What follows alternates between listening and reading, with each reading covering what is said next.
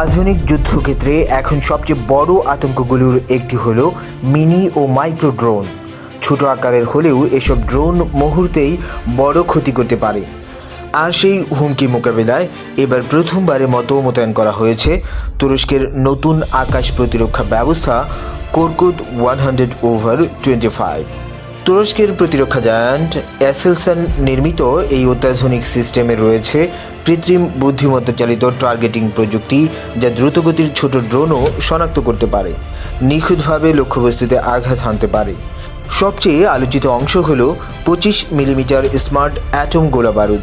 এই বিশেষ গোলা আকাশে বিস্ফোরিত হয়ে শত শত ধাতব টুকরোয় ছড়িয়ে পড়ে, যা একসঙ্গে একাধিক ড্রোন ধ্বংস করতে সক্ষম। ফলে ড্রোনের ঝাঁকের বিরুদ্ধে এটি হতে পারে গেম চেঞ্জার।